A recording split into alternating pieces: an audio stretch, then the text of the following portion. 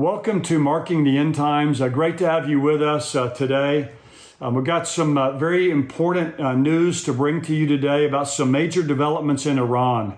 I know last week we talked about some major developments in Turkey related to Ezekiel 38 and 39, the coming Gog-Magog war. So, some very striking, stunning, really, developments that are coming out of Iran right now that I want to talk about. Primarily Iran's claim to now have what's called a hypersonic missile. Just come out this week. They have this new hypersonic missile. They always give a name to these missiles they have, and they've called this missile Fatah, which means conqueror. The only nations who've successfully tested a hypersonic missile up to this point that we know of are the U.S., Russia, China, and North Korea.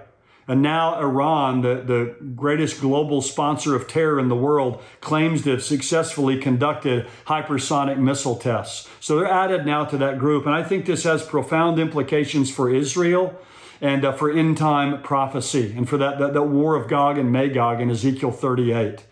Now, in a little bit, we'll go to the subscriber only section. I'm going to answer three questions there. One is, will there be a forbidden tree in heaven? Is it possible that people will exercise their free will and turn against God in heaven? Will disabled adults be saved and be able to go to heaven is another question. And the final one I want to answer is, what kind of work will people do during the millennium? Will we have cars? Will people travel around? Will people be living in homes and eating food? What will life be like in the millennium? So we'll address that during the subscriber only section. But again, I want to address some major new developments in Iran that I think make war with Israel very, very likely in the very near future. It appears to me that war clouds are gathering over Israel. Tensions between Iran and Israel have soared to unprecedented heights. You read the news, they're just trading taunts and threats basically on a daily basis. And I think the probability of a preemptive strike by Israel against Iran is very likely very soon. Prime Minister Benjamin Netanyahu in Israel just this last week made this statement. He said Iran is responsible for 95% of the security threats against us. So think about that. 95% of the security threats against Israel are coming from Iran, either directly or through Iran's proxies, their surrogates, like Hezbollah that's in Lebanon and Syria to the north of Israel, through Hamas and Palestinian Islamic Jihad, which are kind of down to the south and the west of Israel. All of that is coming and being fomented by Iran. But what I want to focus on here just for a few moments is Iran has unveiled its first hypersonic missile. And this is being viewed and seen as a direct challenge to Israel and to the West, to the United States as well. Here's an article I read that has this in there. It says, state media said the missile can move at a top speed of up to Mach 15, almost 17,000 feet per second, has a range of almost 900 miles. So that brings Israel basically into range if it's fired from the western part of Iran.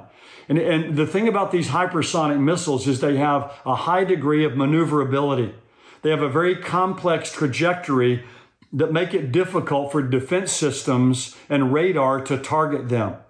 And it's been stated that this missile, if it's fired from Iran, could reach Israel, they said, in 400 seconds. Now, if you translate that into minutes, it's 6.5 minutes. So you have a hypersonic missile fired from Iran, it can be in Tel Aviv in 6.5 minutes. The state TV said that this Fatah missile can target the enemy's advanced anti-missile systems, and they call it a big generational leap in the field of missiles. And what's so troubling about this is it can bypass air defense systems. It can bypass the Iron Dome, these other anti-missile systems that Israel has. And many believe it can even bypass the Patriot missile system that the U.S. has to shoot down incoming missiles. Again, to quote an article that I read, it says that this Fatah, this Conqueror missile, can maneuver within and outside the Earth's atmosphere and can penetrate any missile defense system. The Fatah cannot be destroyed by any other missile due to how it moves in different directions and at different altitudes. It can actually change trajectory in flight. And so, as you can imagine, this has aroused incredible alarm in Israel. They understand that this is a very dangerous development for them, and they've issued a very quick response to this. In fact, Israel's defense minister said this: "I hear our enemies boasting about weapons they are developing." He's talking about this hypersonic missile. "To any such development, we have an even better response, whether it be on land, in the air, or in the maritime arena, including both defensive and offensive means. If Hezbollah makes a mistake and starts a war against Israel, we will hit it hard and send Lebanon back to the Stone Age." So Israel has been threatened now by Iran. Now Israel is issuing their threats back to the Iranians. So a lot of back and forth. The rhetoric is really rising right now between Israel and Iran. Now, at the same time this is happening this week, there was several articles that mention that there's a reopening of the Iranian embassy in Saudi Arabia. So ties between Iran and Saudi Arabia, who've been at odds now for a long time, are beginning to warm. And NPR has an article that says Iran opens its embassy in Saudi Arabia as the Gulf rivals restore ties. So this is another troubling point, is that Iran, who's been vastly at odds with Saudi Arabia now, the two are cozying up to one another. Another related story, there's just all kinds of things about Iran and how they're exerting their authority and their power in the region. They're quietly taking over Iraq. In the periodical called Foreign Affairs online, there's an article that said Iraq is quietly falling apart. Iran's proxies have seized power in Baghdad and are gutting the state.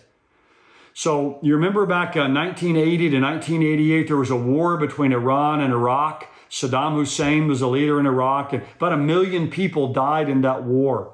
But since Saddam Hussein has been taken out, Iran has gained more and more power in Iran. The majority of people in Iraq are Shiite Muslims. Iran is a majority Shiite Muslim nation. And so they've used their collaboration with the Shiites there to gain power.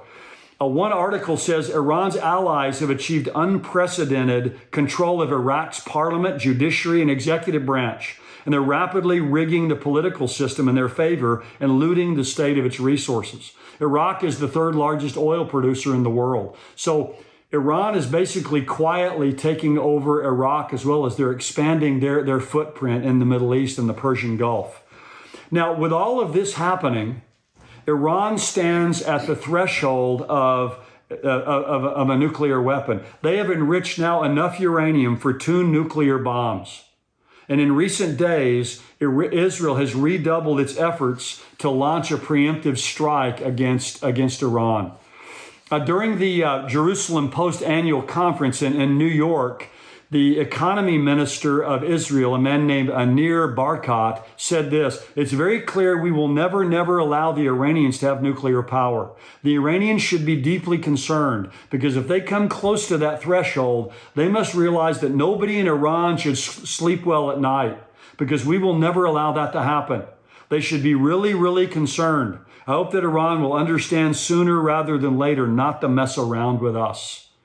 So Israel is raising the rhetoric because they see that Iran has enough highly enriched uranium now for 2 nuclear bombs. They have this hypersonic missile. They're moving a lot of their nuclear megaplex further and further underground to be able to harden those against even the largest bunker busters that the United States Air Force has. But with all this happening, this last week, Israeli Prime Minister Benjamin Netanyahu ramped up his threats to attack Iranian nuclear facilities. And he did something on Sunday, on June the 4th, that's very unusual. He convened a cabinet war drill. He got all the highest echelons of Israeli power together and had a war drill. He had Israel's highest level security cabinet convened at Israel's main operational command bunker in Tel Aviv to simulate decision-making at the highest levels during a potential multi-front war. So if they were attacked by Hezbollah, by Iran, and by Hamas and Palestinian Islamic Jihad at the same time, kind of a multi-front war, how would they deal with that? They called this Operation Firm Hand. So Israel has been conducting large-scale air exercises in preparation for strikes against Iran's nuclear megaplex. So from the human perspective, if Israel is to survive, they're going to have to attack Iran to deal some kind of a deadly, debilitating blow to Iran's nuclear program. They're going to have to send a surgical strike to the heart of Iran's war machine. But the window of time to act is shrinking very quickly. Iran's possible possession now of a hypersonic missile is a game changer for Iran. And Israel has some huge decisions to make in the very next few weeks or months. There's some critical calculus they're going to have to make. And I think this raises the likelihood of a preemptive strike by Israel against Iran is very likely, I think, very soon. They simply can't wait much longer. Iran is getting Russian air defense systems, Russian airplanes. Again, they're hardening their bunkers deep underground. So Israel is going to have to make a decision of what they're going to do very soon. So the war clouds are gathering over Israel. And I think these collecting clouds are the precursor to the Gog-Magog war, when Iran and its allies are going to attack Israel in a final all-out attempt to wipe Israel off the face of the map. And think about this. Any preemptive strike by Israel against Iran could set all of that really in motion. So you and I need to be praying right now for the peace of Jerusalem. Things on the surface in Israel, look pretty tranquil, but underneath the surface is major turbulence. And we also need to live in light of the coming of Jesus Christ. As Jesus says there at the very end of the book of Revelation, he says, "Behold, I'm coming quickly. My reward is with me to give to every person according to what they've done." My prayer is for me and for you as well, as we think about these things and hear about what's happening in our world, that we will live in such a way that we'll be found faithful when Jesus comes.